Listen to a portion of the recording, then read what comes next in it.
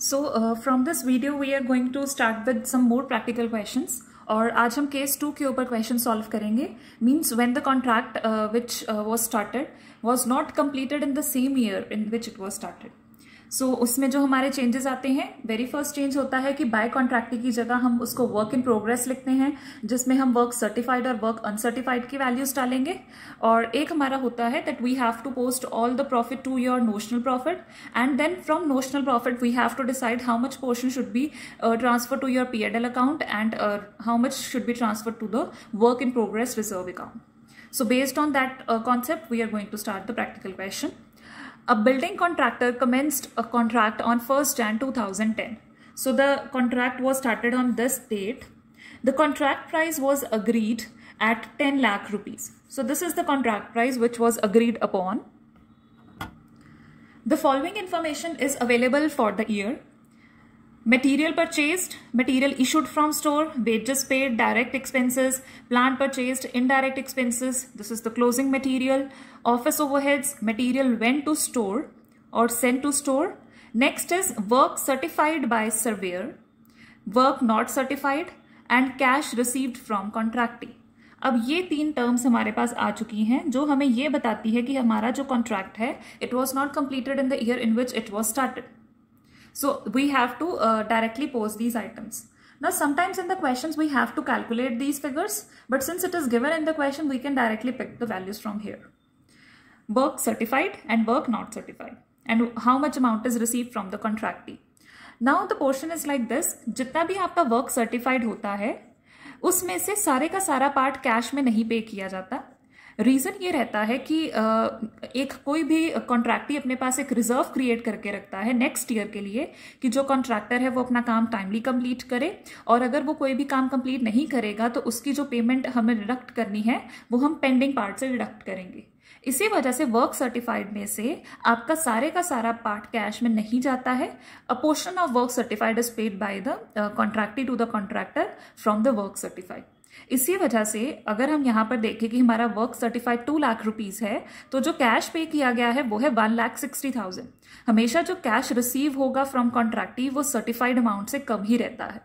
बहुत कम केसेस होंगे जहां पर ये इक्वल होगा, बट कभी भी ग्रेटर फिगर नहीं हो सकती है. Charge depreciation on plant at 15% per annum. अब ये पर एनम लिखा है, so we have to be careful. Then wages हमारे जो आउटस्टैंडिंग है वो 4,000 है. Prepare contract account and show the items in balance sheet. अब हमने क्या है, कॉन्ट्रैक्ट अकाउंट तो हमने लास्ट क्वेश्चन में भी प्रिपेयर किया था, but we have not drawn the balance sheet ever now, so we will be doing it like this here in this question. अब आइटम्स को आपको जैसे जैसे आ रही है you have to post. You don't have to be so much careful कि आपका ये कौन सा केस है. जैसे आइटम्स है उनको पोस्ट करो, बिकॉज बेसिक आइटम्स तो आपकी सेम रहने वाली है. The very first is they have mentioned कि वो हमारा क्या है, मटेरियल परचेज्ड है. तो हमने यहाँ पर मटेरियल परचेज्ड अपनी वैल्यू पोस्ट कर दी, that is 30,000. And the next figure which they have given is material issued from store. वो भी आपके डेबिट साइड की ही आइटम है. वेजेस पेड भी आपकी डेबिट साइड की आइटम है. अब हमेशा आउटस्टैंडिंग को आप ऐड करते हो, ये हमने first day of contract account की क्लास में भी किया था. This will be added here और ये टोटल फिगर आपकी आ जाएगी. नेक्स्ट आपके उन्होंने डायरेक्ट एक्सपेंसेस और प्लांट परचेज दिया है और कुछ इनडायरेक्ट एक्सपेंसेस दिए हैं. So we will be recording these here because ये हमारे क्या है, डायरेक्ट एक्सपेंस. ये हमारे डेबिट साइड की ही आइटम्स है और इनको रिकॉर्ड करना है हमने दिस साइड ओनली. अब आता है हमारा नेक्स्ट. हमें नेक्स्ट क्वेश्चन में दिया है material at site on this date, means this is the closing date of the year. तो ये आपका क्या आएगा, by material at site 6,000 rupees on debit side, credit side sorry. उसके बाद उन्होंने आपको कुछ एक्सपेंसेस दिए हैं on account of office overheads, और एक उन्होंने आपको बोला है मटेरियल सेंड टू स्टोर. अब जो मटेरियल सेंड टू स्टोर है मतलब आपने स्टोर को रिटर्न कर दिया है, आपने इशू करवाया था स्टोर से. अब उसमें से आपने बाकी का सामान स्टोर को रिटर्न कर दिया है. इशू आपने इस साइड डाला था, रिटर्न आप इस साइड पोस्ट करोगे, तो by material send to store. Office overheads जो है वो आप डेबिट साइड में पोस्ट करोगे. So here they have done, they have moved on to the next page to office overheads. Debit side में आपकी वैल्यू रिकॉर्ड कर दी है. अमाउंट थी यहाँ पर given 7,000. So here they have recorded the value of 7,000 here. अब आ गया आपका नेक्स्ट पार्ट. नेक्स्ट उन्होंने हमें बोला है work certified by the surveyor, work not certified and cash receive from contractor. अब ये हमारा कहाँ शो किया जाता है? बाय साइड में, क्रेडिट साइड में हम इसको bye work in progress note करते हैं। और ये कैसे किया जाता है? हमने ये पहले भी किया था इन आवर नोट्स कि जब भी आपका केस 2 होगा, you will show by work in progress, work certified, work uncertified, और इन दोनों का टोटल आप आउटर कॉलम में शो करोगे। और इसी वे से ही फिर जो आपका प्रॉफिट होगा वो नोशनल प्रॉफिट होगा, अगर लॉस होगा तो वो सारे का सारा आपका P&L को ट्रांसफर होगा। तो अब यही प्रोसेस हमने यहाँ पर कंप्लीट करना है और हमने फिर बाद में चेक करना है कि हमारी स्टेज ऑफ कंप्लीशन क्या है और उसके बेसिस पर हमारा P&L और वर्क इन प्रोग्रेस में कितना पार्ट जाना चाहिए। सो अब उसको कैसे हमने परफॉर्म करना है? By work in progress, work certified 2 lakh, add work uncertified 7,000, और यहां पर आपका 2,07,000 रुपीज आउटर कॉलम में शो हो चुका है। So we have adjusted these items here as well. जो कैश की आइटम होती है वो कभी भी आपके कॉन्ट्रैक्ट अकाउंट में शो नहीं होती। अगर हम कॉन्ट्रैक्टर की बुक्स में कॉन्ट्रैक्टी का पर्सनल अकाउंट ड्रॉ करें तब शो किया जाता है, जैसा कि हमने प्रीवियस क्वेश्चन में भी किया था कि हमने वहां पर कॉन्ट्रैक्टी का पर्सनल अकाउंट बनाया था तो जितना कैश रिसीव हुआ था वहां पर हमने शो किया था। इन द सेम मैनर वो उस केस में ड्रॉ किया जाता है, कभी भी कैश को यूज नहीं किया जाता इन योर कॉन्ट्रैक्ट अकाउंट। अब हम बाकी के एडजस्टमेंट्स देख लेते हैं। उन्होंने हमें प्लांट के ऊपर 15% का डेप्रिसिएशन चार्ज करने के लिए बोला है। ड्यूरिंग द ईयर जो आपका प्लांट परचेज हुआ है दैट इज ₹1 लाख, तो 1 लाख के ऊपर आप 15% डेप्रिसिएशन चार्ज करोगे। पर एनम है तो हमें मंथ्स देखने पड़ेंगे, कब परचेज किया, कितने टाइम के लिए उसको कॉन्ट्रैक्ट के ऊपर यूज किया है, but nothing is given regarding this part. तो हम ये अज्यूम करेंगे कि वो ऑल द 12 मंथ्स यूज किया गया है, इसी वजह से हम उसके ऊपर 15,000 का डेप्रिसिएशन चार्ज कर रहे हैं। कैसे? 15% ऑन व्हाट? ₹1 लाख, जो कि आपका परचेज प्राइस है। So this part is again done here.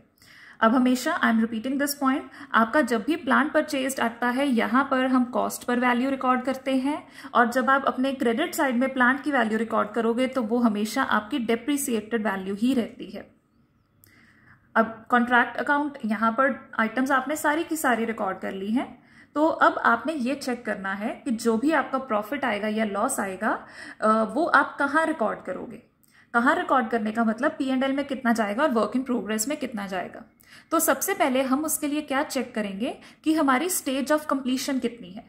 तो स्टेज ऑफ कंप्लीशन को कैसे चेक किया जाता है?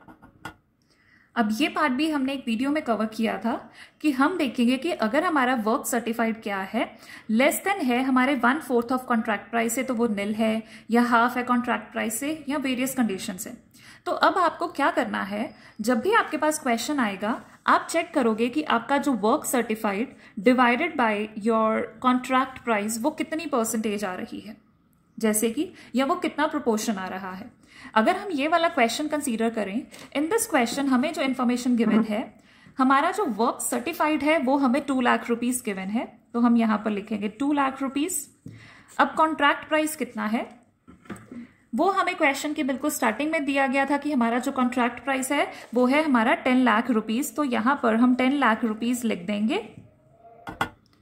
सो here we have 10 lakh as our contract price.